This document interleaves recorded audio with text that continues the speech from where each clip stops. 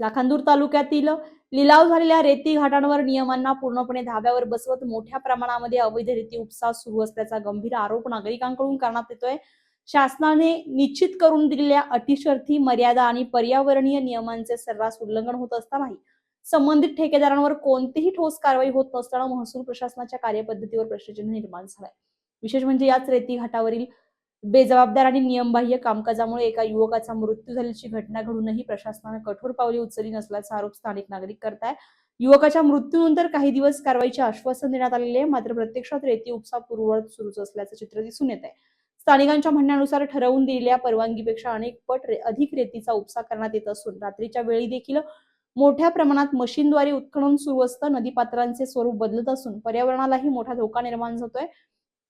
मोठमोठे खड्डे पडल्यामुळे नागरिकांच्या जीवितास धोका वाढला असून भविष्यात आणखी दुर्घटना घडण्याची भीती व्यक्त केली जाते। रेती वाहतुकीसाठी वापरण्यात येणाऱ्या जड वाहनांमुळे ग्रामीण रस्त्यांची दुरावस्था झाली आहे। धुळीमुळे नागरिक त्रस्त झाले आहेत। अनेक वेळा तक्रारी करूनही महसूल विभाग, खनिज विभाग आणि संबंधित यंत्रणा केवळ बघ्याची भूमिका घेत असल्याचा आरोप ग्रामस्थांनी केलाय। एका युवकाचा जीव गेल्यानंतरही प्रशासन जाग होत नसेल तर सामान्य नागरिकांनी न्याय कुणाकडे मागायचा, असा संतप्त सवाल आता नागरिकांनी उपस्थित केलाय।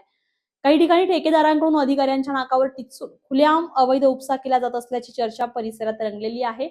दरम्यान या संपूर्ण प्रकरणाची उच्चस्तरीय चौकशी करून संबंधित ठेकेदारांवर गुन्हे दाखल करावेत, अवैध उपसा तात्काळ बंद करावा, तसेच मृत युवकाच्या कुटुंबाला न्याय द्यावा अशी मागणी नागरिक आणि सामाजिक कार्यकर्त्यांकडून होते। स्टार महाराष्ट्र न्यूज साठी मच्छिंद्र मावळे, लाखांदूर। नवनवीन घडामोडी पाहण्यासाठी स्टार महाराष्ट्र न्यूजला सबस्क्राइब करा आणि ताज्या बातम्यांचे अपडेट मिळवण्यासाठी बेल आयकॉनला प्रेस करा आणि परिपूर्ण बातमी बरोबर रहा, इतरांपेक्षा एक पाऊल पुढे।